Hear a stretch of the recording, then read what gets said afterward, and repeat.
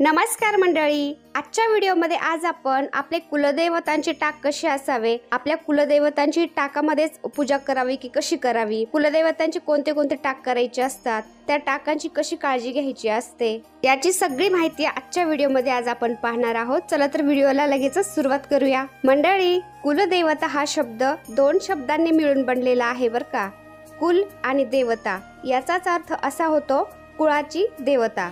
तर आपल्या याच कुळाच्या देवतेचा कुळाचार म्हणून नवरात्र उत्सव हा साजरा करण्यात येतो। मंडळी, आपण जर आपल्या कुलदेवतेची उपासना केली तर आपल्या मूलाधार चक्रातील कुंडलिनी जागृत होतात। म्हणजे याचाच अर्थ असा होतो आपल्या आध्यात्मिक उन्नतीला प्रारंभ होतो। आपले कुलदेवता जेव्हा पुरुष देव असतात तेव्हा त्यांना कुलदेव आणि ज्यावेळी स्त्री देवता असते तेव्हा त्यांना कुलदेवी असं म्हटलं जातं। मंडळी, आपण आपल्या कुलदेवतेची सेवा का करतो बरं? कारण आपल्या कुळाची देवता ही आपल्या कुळाचं रक्षण करणारी असते आणि त्यामुळे आपल्या कुलामध्ये, आपल्या कुटुंबामध्ये सगळं सुरळीत चालावं यासाठी आपल्या कुलदेवतेची उपासना करणं गरजेचं असतं। कधी कधी काय होतं पहा, आपल्या घरामध्ये मुलांची शिक्षण व्यवस्थित होत नाही, सारखं आजारपण राहतं, कुठं ना कुठं काही ना काही अडचणी येत राहतात।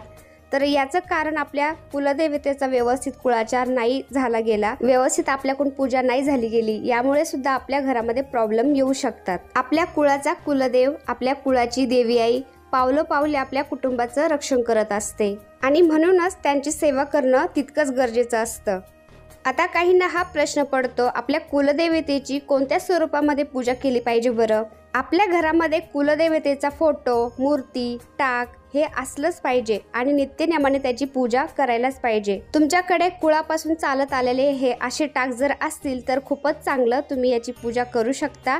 आणि तुमच्याकडे नसतीलच, तुम्ही 2-3 जावा असतील, जास्त असतील आणि त्या वेगवेगळ्या झाल्या असतील तर तुम्ही तुमच्या मुलांच्या लग्नामध्ये काही कार्य जर झालं तुमच्या घरामध्ये तर तुम्ही असे टाक बनवून घेऊ शकता आणि याची सेवा करू शकता। पण तुमची जर सासू जर असेल, सासूकडे जर असतील हे टाक, त्या सासूबाई सगळी सेवा करत असतील आणि घट जर बसवत असतील तर काही हरकत नाही, त्यांना करून द्यायची। तुम्हाला जेवढी सेवा करता येईल तुम्ही तेवढी करायची, पण डबल टाक नसावी। तुमचं घर जर फुटलेलं असेल, तुम्ही सगळे वेगवेगळे झालेले असतील तर तुमच्या नवीन कार्यामध्ये तुम्ही हे टाक बनवून घेऊ शकता। तुमच्याकडे हे टाक नसतीलच तर तुमच्या देव्हाऱ्यामध्ये आपल्या कुलदेवतेचा छोटासा फोटो किंवा छोटीशी मूर्ती असायलाच हवी आणि तिची आपण पूजा करायलाच पाहिजे। आणि अजून एक सांगते मंडळी, आपले पूर्वज जे असतात ते मयत झालेले असतात, त्यांचे टाक अजून पण काही लोक बनवतात आणि आपल्या देव्हाऱ्यामध्ये ते पूजत असतात आणि टाक बनवून आपले हे जे देवांचे टाक असतात यांच्या बरोबरीने त्यांना पूजतात। तर हे चालत नाही, आपल्या मंदिरामध्ये वरती पूर्वजांचे टाक ठेवत नाहीत, त्यांचं रोज पूजन झाले जात नाही। त्यांना फक्त अक्षय तृतीयेला, पित्रांना यांनाच वरती काढतात टाक। तुम्ही टाक बनवा पण तुम्ही आतमध्ये व्यवस्थित त्यांना कुठेतरी ठेवून द्या घरामध्ये आणि फक्त त्यांना पित्रांच्या वेळेसच काढायचे असतात, त्यांचं पूजन करायचं असतं। देव्हाऱ्यात आपल्या पूर्वजांचे टाक कधीही ठेवायचे नसतात। तर मंडळी, काहींचे असे पण प्रश्न असतात, तुम्ही जे हे टाक बनवतात तर ह्या टाकांच्या स्वरूपामध्ये कोणते कोणते देव बनवायचे असतात?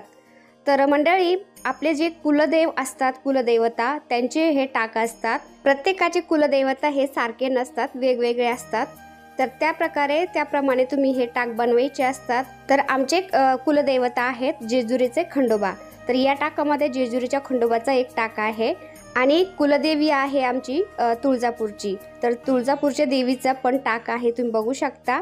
तर कुलदेव, कुलदेवी आणि आपण ज्या गावामध्ये राहतो ते ग्रामदैवताचं एक टाक बनवायचा असतो आणि भैरोबा तुमचा कोणता आहे त्या भैरोबाचं एक टाक असतो आणि एक रक्षक असतो।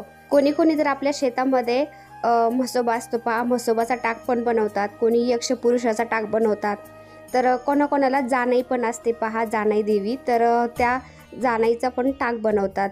असे आपल्या कुलानुसार हे देव बनवायचे असतात। तुमच्या कुळामध्ये पहिल्यापासून कोणत्या देवांची पूजा होत आलेली आहे, तुमच्या कुळामध्ये कोणते देव महत्त्वाचे आहेत, याप्रमाणे आपल्याला हे देव बनवायचे असतात। तर तुम्हाला कोणते देव आहेत तुमच्या कुळामध्ये त्यानुसार तुम्ही हे टाक बनवायचे आणि टाकांच्या स्वरूपात पूजा करणं खूपच शुभ आणि चांगलं मानलं जातं।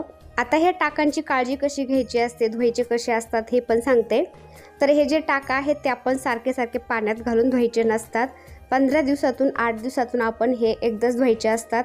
रोजच्या पूजेच्या वेळी आपण त्या टाकांच्या वरती एखाद्या फुलाने गंगाजल शिडकायचं, थोडंसं पाणी शिडका किंवा गुलाबजल शिडका आणि कोरड्या कपड्यांनी स्वच्छ पुसून काढायचे फक्त आणि पुजायचे।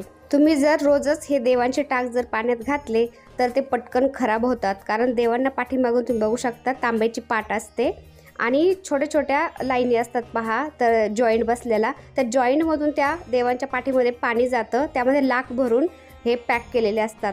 तर किती नाही म्हटलं तरी थोडंसं त्यामध्ये पाणी जातंच आणि सारखे सारखे आपण जर देव धुतले तर पाणी जाऊन जाऊन ते देव खराब होतात। तांब्याची पाट असते त्याला छिद्र पडतात, चांदी असते चांदीला छिद्र पडतात, काळपट पडते आणि देव आपले लवकरच खराब होतात आणि खराब झालेले देव आपल्या देव्हाऱ्यावरती पूजेसाठी चालत नाहीत। त्यामुळे रोजची रोज आपण हे देव धुवायचे नसतात। तुमचे देवाचे टाक जर चांदीचे असतील तर ते पहा 8 दिवसाला 15 दिवसाला असे थोडेसे काळपट पडतात, कारण चांदी थोडी काळपट पडतेच।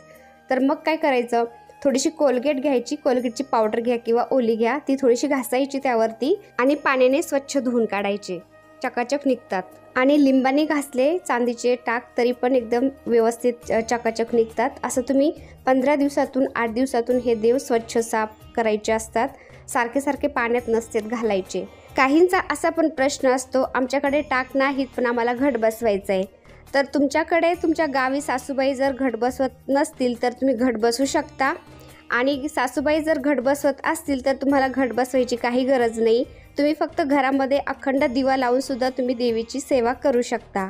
आणि तुमची इच्छा आहेच आम्हाला घटच बसवायचं आहे तर तुम्ही 5 सुपाऱ्या घ्यायच्या किंवा 5 कवड्या घ्यायच्या आणि आपल्या कुलदेवतांच्या स्वरूपामध्ये त्याचं पूजन करून तुम्ही घट बसू शकता। तर मंडळी, छोटीशी माहिती तुम्हाला कशी वाटली ती मला कमेंटमध्ये नक्की सांगा। व्हिडिओ आवडला असेल तर एक लाईक नक्की करा आणि तुम्ही जर आपल्या चॅनलवर नवीन असाल तर आपल्या चॅनलला सबस्क्राईब करायला विसरू नका। तर भेटूया अशाच एका छानशा व्हिडिओ बरोबर, तोपर्यंत बाय बाय। व्हिडिओ पाहिल्याबद्दल धन्यवाद।